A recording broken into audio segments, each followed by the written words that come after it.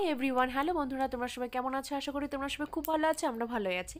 তো এই যে দেখো, প্রতিদিনের মতন আজকেও বাবুকে সুজি বানিয়ে খাওয়ালাম সকালবেলাতে। তো আজকে কি করেছে, সুজিটা একটুখানি মানে জলটাকে বেশি করে শুকিয়েছি, মানে কীরকম বলো তো, খুব টাইট, যেটাকে বলে গ্রেভি, মানে খুবই গ্রেভি করেছি সুজিটাকে।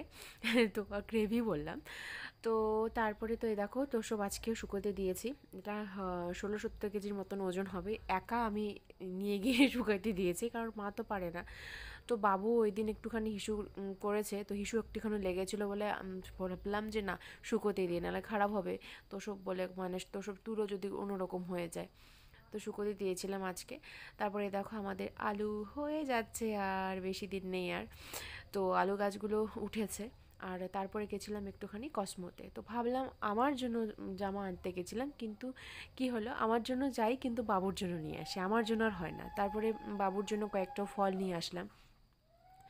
তো এই যে দেখো, ফল তোমরা দেখতেই পারছো, এই যে আপেল, কমলা লেবু, এগুলো সব নিয়েছি, আর অন্য কিছু নেইনি।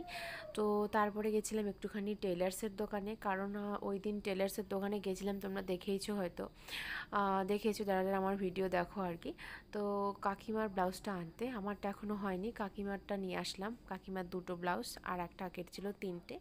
তো ওখানে কি হয়েছে, ব্লাউজটা বানিয়ে রেখেছে কিন্তু কুঁচকে গেছে ব্লাউজটা, কারণে কাকু আবার কি করেছে, ভালো করে আয়রন করে দিচ্ছে, আর আমরা ততক্ষণ ওখানে বসে আছি। তো এই যে দেখতে পারবে যে কাকু আয়রন করে দিচ্ছে, আমরা ততক্ষণে কিন্তু ওখানে বসেই ছিলাম।